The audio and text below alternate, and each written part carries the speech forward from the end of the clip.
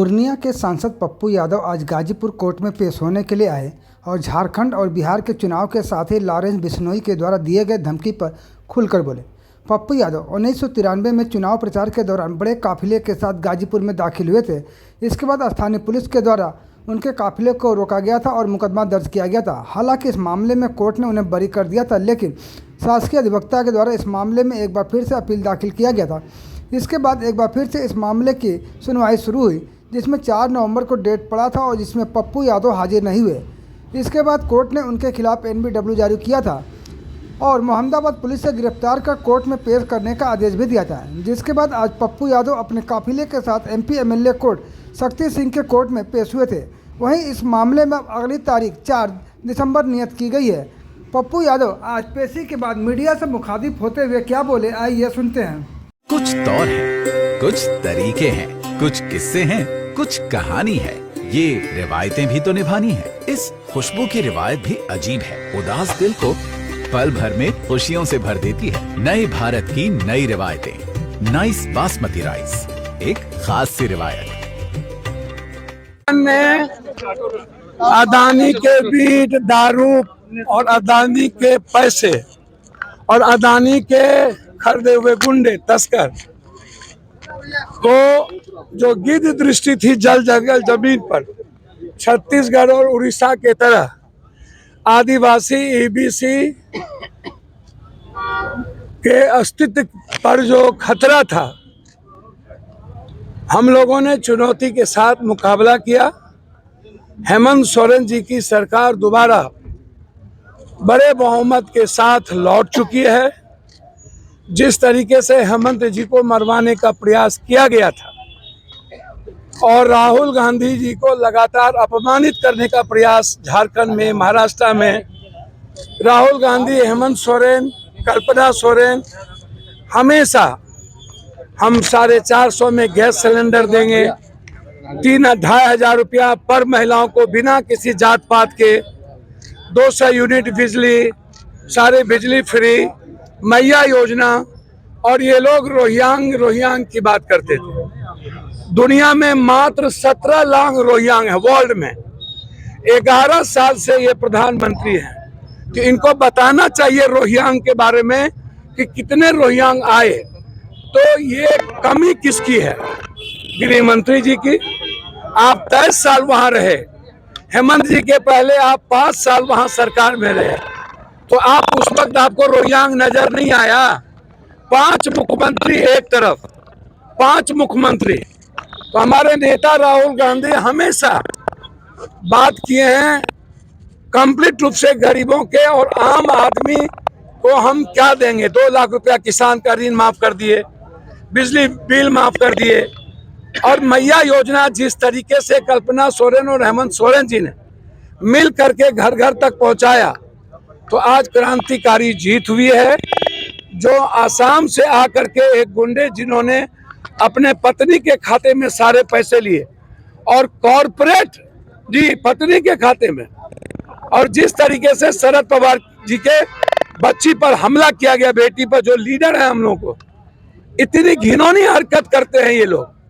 तो इसका जवाब महाराष्ट्र में भी और झारखंड में भी आप देख लेना, सरकार बन गई।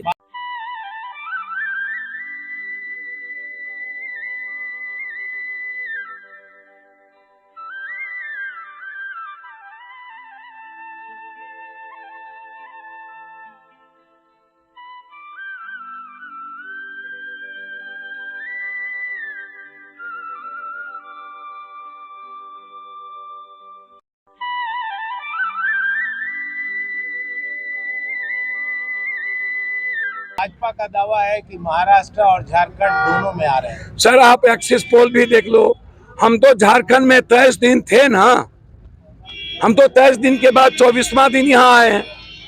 हमें जब जानकारी मिली, आने का कोई मतलब नहीं था। आज गाजीपुर कोर्ट में आए, आपके ऊपर नॉन अवेलेबल वारंट था, आप कोर्ट में कस्टडी में थे, क्या था ये? देखिए, एक बात समझ में नहीं आती है, अपील जब कोई होता है केस इक्यूटल, तो वहाँ नॉन अवेलेबल वारंट का क्या इशू है मैं नहीं अभी बता सकता, और लॉयर बताएंगे। हमें जानकारी यहाँ के कोतवाल साहब ने दी, और जैसे दी उन्होंने जानकारी हम वैसे ही यहाँ कोर्ट के रेस्पेक्ट के लिए आए, और कोर्ट के रेस्पेक्ट पर कोई सवाल नहीं। हम लोग लॉ मानने वाले हैं, बीजेपी वाले लॉ तोड़ने वाले हैं, इसलिए आप चिंता मत करिए। हम आए तुरंत, कल प्रचार खत्म हुआ और लगातार हमले होते रहे। एक कॉर्पोरेट एमपी के द्वारा जो मुंगेरी लाल का हसीन सपना है, जो मुख्यमंत्री बनने का सपना देख रहे थे, हम क्या बोले उसके बारे में। वो हमेशा गाली गलौज करते हैं। भाजपा में कहावत है, बड़े मियाँ तो बड़े मियाँ, छोटे मियाँ सुभान अल्लाह। भैया हमारे, आप चिंता मत करिए, 23 तारीख को 10 बजे तक आपको जनता का फैसला सामने होगा। और जिस तरीके से महागठबंधन महाअघाड़ी ने आम आदमी के हित में विकास के लिए संकल्पित है और आदिवासी और गरीब को बचाने के लिए हम सब की सुनिश्चित जीत हो चुकी है। आप मत घबराइए, हम पर इतना हमला हुआ, इतना डेली, अभी भी हमको कहा गया मार देंगे।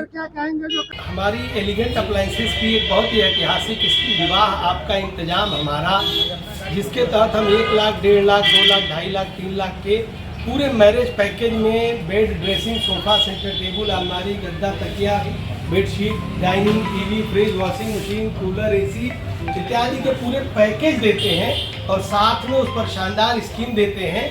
तो आप एक बार जो भी विजिट करेगा एलिगेंट अप्लायंसेस पर, यह वन स्टॉप सोल्यूशन है। तभी हम कहते हैं विवाह आपका, इंतजाम हमारा। आप करिए बारातियों का स्वागत, हम करते हैं विवाह का इंतजाम। कार्रवाई हुई है चुनाव आयोग को लेकर? सर, चुनाव आयोग कोनो आयोग है? वो भाजपा का दफ्तर है, कार्यालय है, वो चुनाव आयोग है।